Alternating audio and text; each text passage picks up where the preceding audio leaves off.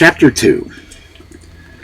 After about 2 hours, the court retired, and I was left with a strong guard to keep away the crowd, some of whom had the impudence to shoot their arrows at me as I sat by the door of my house. But the colonel ordered 6 of them to be seized and delivered bound into my hands. I put 5 of them in my coat pocket, and I was to do the 6th. I made a face as if I would eat him alive.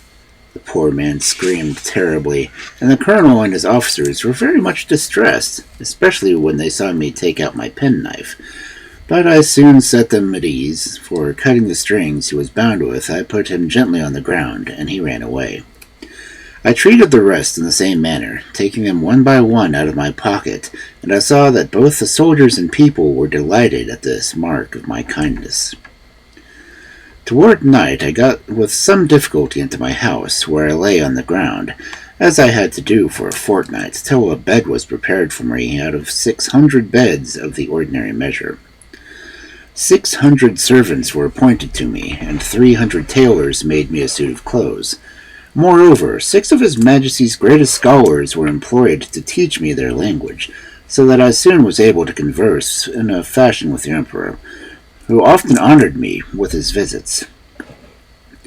The first words I learned were to desire that he would please to give me my liberty, which I would repeat every day on my knees, but he answered that this must be a work of time, and that first I must swear a peace with him and his kingdom.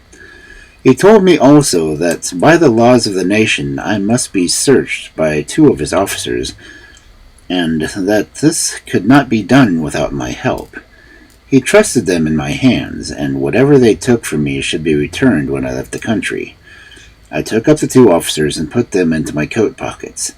These gentlemen, having pen and ink and paper about them, made an exact list of everything they saw, which I afterward translated into English, which ran as follows.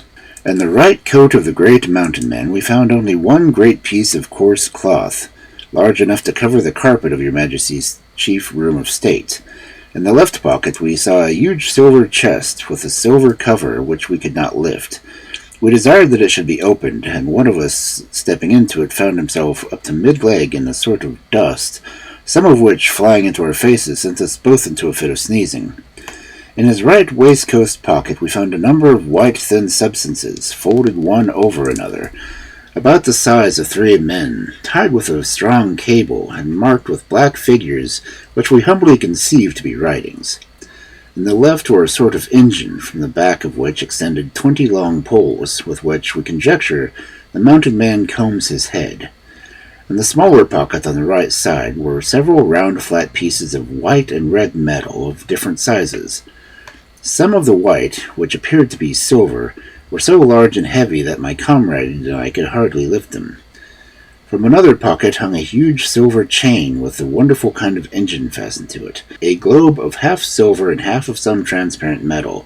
For the transparent side we saw certain strange figures, and thought we could touch them till we found our fingers stopped by the shining substance.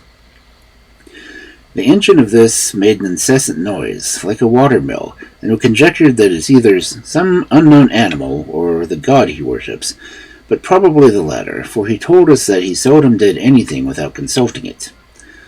This is a list of what we found about the body of the mountain man, who treated us with great civility. I had one private pocket which escaped the search, containing a pair of spectacles and a small spyglass, which, being of no consequence to the Emperor, I did not think myself bound to honor to discover.